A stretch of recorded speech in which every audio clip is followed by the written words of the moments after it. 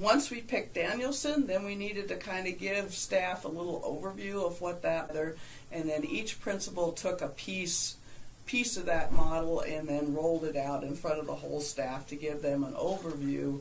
And we prepared PowerPoints that all the building principals could use, and they could modify to make them fit their building. And then it was rolled out to each building principal, then led the discussion with their staff. It involved the staff. Sometimes it involved them in self-reflection or self-evaluation. Sometimes, it involved them in what does this look like in a classroom, I'll look at district-wide. What's our district-wide goal going to be based on what does the data say in our individual district building? I remember going to a training probably 7-8 years ago where the gal was talking about that so many times districts are doing lots of different things, but none of those things are lining up, so you have arrows going all sorts of directions. And I still feel we have arrows, we're doing a lot of different things, but they're all lining up to lead towards that.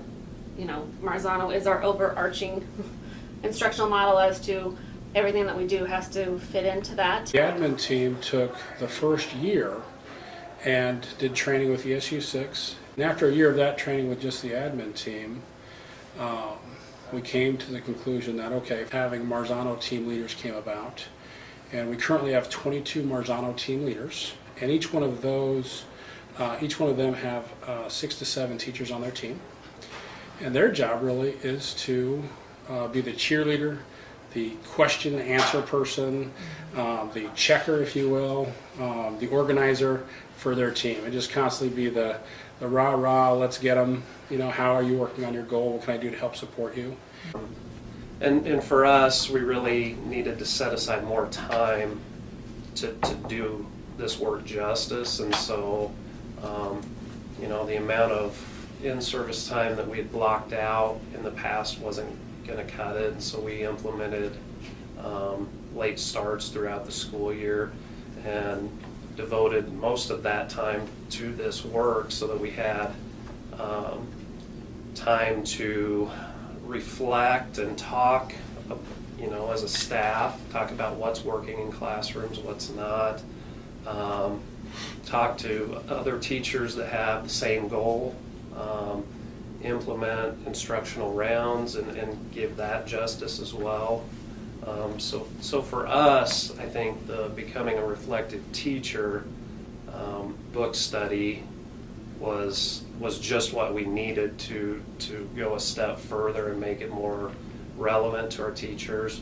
At first, when Brett said we were going to do Marzano, we had went through the book together as administrators, and I was overwhelmed. But all of that quickly went away because I feel like with the help of the ESU, we were able to chunk the material and deliver it to our staff. So honestly, I have been pleasantly surprised about this instructional model, and I have seen probably the most improvements in teachers' ability to handle their classrooms, deliver good instruction, engage with their students than anything else we've ever implemented. It's been exciting to see the teachers who are excited about something that's working, and our kids are picking up on it. They know that there's routines and there's procedures, and they know it's coming and how they're going to be instructed. So probably the most successful thing we have implemented as a school district.